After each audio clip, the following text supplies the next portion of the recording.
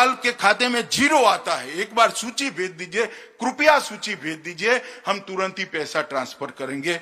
और बंगाल पीडीएस के माध्यम से बंगाल के लगभग 7.68 करोड़ लाभार्थियों को 3.84 लाख मैट्रिक टन अनाज दिया, जिसकी वैल्यू लगभग 8,000 करोड़ रुपया होती है। इस प्रकार से 11,000 करोड़ रुपया बंगाल के लोगों को सीधा दिया। सरकार को जो सहायता दी है वो अलग है। 11,000 करोड़ रुपया बंगाल की जनता के घर में सीधा पहुंचाने का काम ये भारतीय जनता पार्टी की सरकार ने किया। और ममता जी पॉलिटिकल तंज कसती है, हम ठीक नहीं चला रहे तो आकर संभाल लीजिए। भाई हमसे तो जो बन पड़ता था वो करा। 11,000 करोड़ रुपया हमने सीधा बंगाल की जनता के खाते में भेजा है, और बंगाल सरकार को भी जो देना निकलता था वो निकलता। हमने कोई पक्षपात नहीं किया। मगर आप हमें कह रही है ममता जी की भाजपा वाले संभाल ले, तो मैं आपको कहना चाहता हूं कि बंगाल की जनता आपकी इच्छा बहुत जल्द पूरा करने वाली है। चुनाव के अंदर बंगाल में भारतीय जनता पार्टी की सरकार बनने वाली है। मित्रों, प्रवासी मजदूरों की भी मैं बात करना चाहता हूं।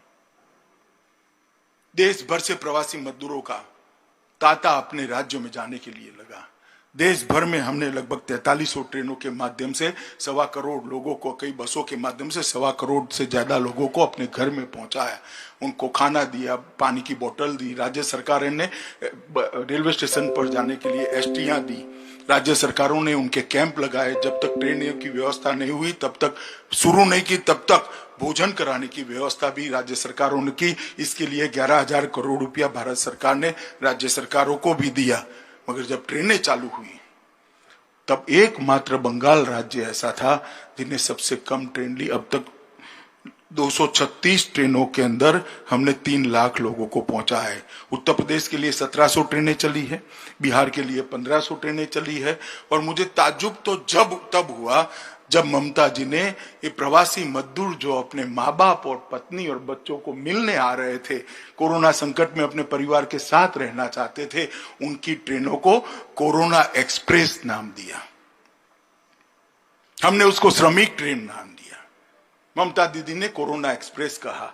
ममता दीदी, ये कोरोना एक्सप्रेस आपने जो कहा है, बंगाली श्रमिकों का, बंगाली मजदूरों का जो अपमान किया है, ये कोरोना एक्सप्रेस ही आपको बंगाल के बाहर एग्जिट करने का एक गेटवे बन जाएगी। तृणमूल कांग्रेस को बंगाल के बाहर पहुंचाने वाली एक्सप्रेस गाड़ी बन जाएगी। ये मजदूर भूलेगा नहीं कि इसके संकट के समय में घाव पर नमक छिड़कने का काम आपने किया। मित्रों, मैं आज बंगाल की जनता को यह भी कहने आया हूं, यही बंगाल है जो एक समय पूरे देश को रास्ता दिखाता था। चाहे शिक्षा व्यवस्था की बात हो, समाज सुधार की बात हो, धार्मिक आंदोलन हो, देश को आजाद करने की लड़ाई लड़नी हो, देश के कानून को व्यवस्थित करने की लड़ाई लड़नी हो, हर क्षेत्र के अंदर बंगाल देश का नेतृत्व करता था। एक जमाने में कहा जाता था बंगाल जो आज सोचता है, देश 50 साल बाद वो सोचता है। आज बंगाल को क्या होगा? जिस बंगाल से आजादी के नारों का सूत्रपात होता था, जहां वंदे मातरम की रचना, जहां जनगण मन लिखा गया, वो आज बंगाल को क्या होगा? जहां शांति निकेतन का अस्तित्व है, एक नए प्रकार की शिक्षा व्यवस्था की बात हुई, रामकृष्ण और विवेकानंद का एक हिंदू धर्म के पुनरुद्धार का आंदोलन चला, चैतन्य महाप्रभु ने भक्ति आंदोलन की शुरुआत की, वो बंगाल को आज क्या हो गया है? जो बंगाल को सोनार बांग्ला कहते थे, वो बंगाल को आज क्या हो गया है? जहां रविंद्र संगीत की धुन सुनाई देती थी, गूंज सुनाई देती थी, वो बंगाल आज बम के धमाकों से दहल कर रह गया है। गोलियों की आवाज, लोगों की चीखों से, हत्याओं से सुन्न रह गया है। कौमी दंगों से इसकी आत्मा को बहुत बड़ी क्षति पहुंची है। सर्वधर्म संभाव के लिए सबसे अच्छा उदाहरण बंगाल का दिया जाता था। वो बंगाल को तुष्टीकरण की ओछी राजनीति कर किसी एक समुदाय के लिए ही प्रायोरिटी देने का काम आज बंगाल के अंदर हो रहा है। सोनार बांग्ला के जगह कम्युनिस्ट पार्टी पहले 2.5 दशक तक और अब 1 दशक तक तृणमूल कांग्रेस बंगाल को गरीबी की दिशा में ढकेलने का काम कर दिया है। भ्रष्टाचार, टोलबाजी, राजनीतिक हिंसा, सत्ता, स्वार्थ, सिंडिकेट, संपत्ति, ये 4S के आधार पर तृणमूल कांग्रेस ने कम्युनिस्टों को भी अच्छा कहलाई इस प्रकार का शासन किया है। मित्रों, मैं बंगाल की जनता को कहने आया हूं कि क्या राजनीतिक हिंसा कभी बंगाल का आभूषण बन सकता है क्या? राजनीतिक परिवर्तन का माध्यम हिंसा हो सकती है क्या? किसी की रैली न करने देना, किसी से बात। अब ममता जी अब क्या करोगी? चलो हम तो वर्चुअल रैली से बंगालियों से बात कर रहे हैं, अब आप क्या करोगी?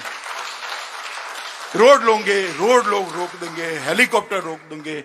ममता जी, आप परिवर्तन को नहीं रोक सकती। मैं बंगाल की जनता को पूछना चाहता हूं कि भारतीय जनता पार्टी के 100 कार्यकर्ताओं पर जानलेवा हमले हुए, जाने गई, कई सैकड़ों कार्यकर्ता घायल हुए, ये लोकतंत्र है क्या? पत्रकारों पर फर्जी FIR लगाई जाती है, प्रचार माध्यमों को मजबूर किया जाता है कि पत्रकारों को निकाल दो क्योंकि वो दीदी के खिलाफ लड़ रहे हैं। होमगार्ड को एक पार्टी की सेना बनाकर रख दिया। ये बंगाल को लोकतंत्र की दिशा में ले जाने की दिशा में बंगाल की जनता को पूछने आया। और ममता दीदी को मैं कहना चाहता हूं, ममता दीदी, हिंसा का कीचड़ जितना फैलाओगी, भाजपा का कमल इतना ही प्रदीप्त होकर बाहर। हम हिंसा से डरने वाले लोग नहीं है। बलिदान का मेरी पार्टी का इतिहास है। मेरे पहले राष्ट्रीय अध्यक्ष ने बंगाल के सपूत श्यामा प्रसाद मुखर्जी ने कश्मीर की भूमि पर बलिदान दिया है, संस्कार हमें दिया है। आप हमें रोक नहीं सकती, आप हमें दबा नहीं सकती। बंगाल की जनता से संवाद करने से हमें रोक नहीं सकती हो। मित्रों, और कितना भ्रष्टाचार, हा, भ्रष्टाचार की तो कोई सीमा ही नहीं रही। इतना भ्रष्टाचार कि मैं आपको गिनाते गिनाते थक जाऊं। ढेर सारे भ्रष्टाचार के किस्से मेरे पास है। वो सब तो ठीक है, मगर आप अम्फान, तूफान और कोरोना में भी अगर भ्रष्टाचार करते हो तो मुझे लगता है कि बंगाल की जनता आपको माफ नहीं करेगी। कानून और व्यवस्था की स्थिति पूरी चरमरा है। बीजेपी के सांसदों पर केस करते हैं, घर के अंदर बंद कर देते हैं, विधायकों को सेवा करने से आप रोक रहे हो, संपर्क करने से रोक रहे हो। ये लोग नहीं देख रहे क्या? हुबली, टोलिनापाड़ा, मालदा, वहां ऐसे संकट के काल में भी दंगे हुए, बॉम्ब धमाके, घुसपैठ, गाय तस्करी, नारकोटिक्स की तस्करी, ये बंगाल के अंदर खुली छूट दे दी गई है। मित्रों, मैं आज बंगाल की जनता को कहने आया हूं, ये परिस्थिति को हमें बदलना पड़ेगा। और ममता दीदी के आर्थिक कुप्रबंधन ने बंगाल को बहुत पीछे धकेल दिया है। बंगाल जो सबसे बड़ा जीडीपी का कंट्रीब्यूटर होता था, वो आज बहुत पीछे पड़ गया है। बंगाल को आगे ले जाने के लिए सत्ता परिवर्तन की जरूरत है। आपने कम्युनिस्टों को इसलिए निकाला था कि बंगाल का विकास रुका था, मगर शायद आज बंगाल के बहुत सारे लोग मुझे कह रहे थे, इनसे तो कम्युनिस्ट भी अच्छे थे।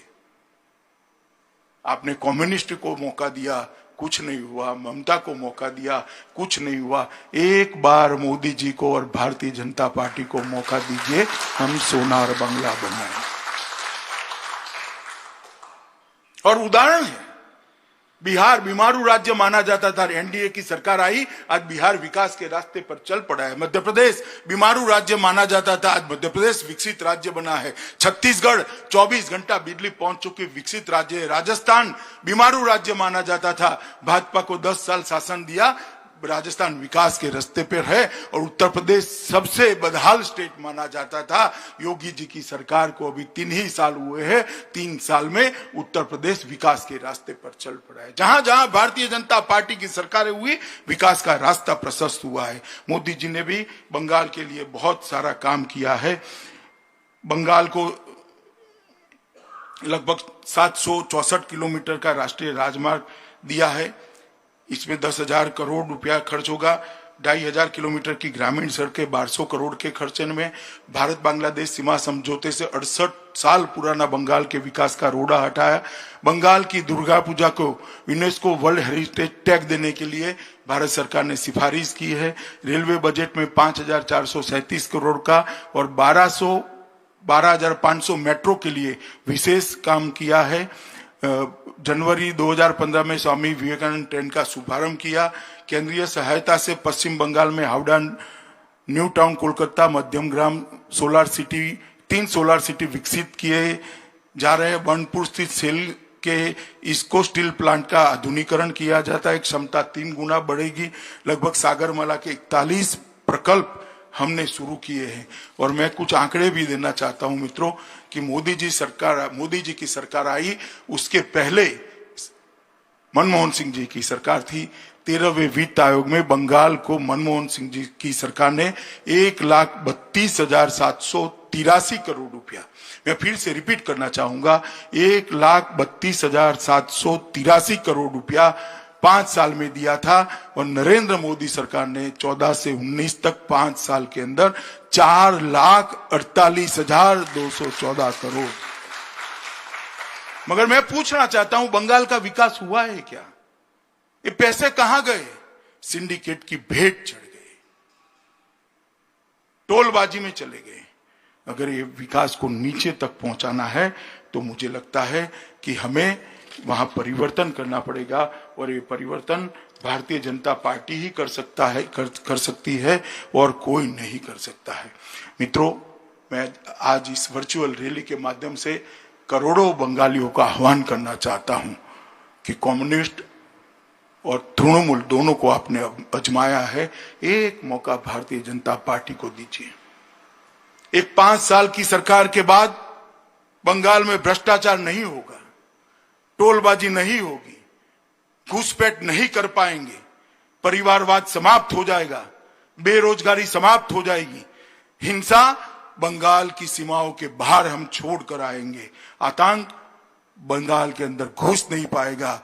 और बम की फैक्ट्री वाले जो है वो पहले ही जीत की काउंटिंग होते ही बंगाल छोड़ने के लिए अपना बिस्तरा बोरी उठाने का काम। इस प्रकार की बंगाल की रचना करनी है तो मोदी जी को अधिकार देना पड़ेगा, भारतीय जनता पार्टी को अधिकार देना पड़ेगा। मैं आज आपको एक हिंदी की मशहूर कविता दिखाना चाहता हूं, सुनाना चाहता हूं मित्रों। कुछ पंक्तियां जरूर पढ़ूंगा क्योंकि भारतीय जनता पार्टी वहां सिर्फ आंदोलन करने के लिए नहीं आई। मैं कविता पढ़ना चाहता हूं और हिंदी में है, मगर मैं मानता हूं कि आप मेरी ये सुंदर कविता किसी कवि की है, इसका अर्थ समझेंगे। हो गई है पीर पर्वत सी पिघलनी चाहिए, इस हिमालय से कोई गंगा निकलनी चाहिए। एक पीड़ा का पहाड़ है, वहां से गंगा निकालने की कवि बात कर रहा है। सिर्फ हंगामा खड़ा करना मेरा मकसद नहीं है, मेरी कोशिश है कि ये सूरत बदलनी चाहिए।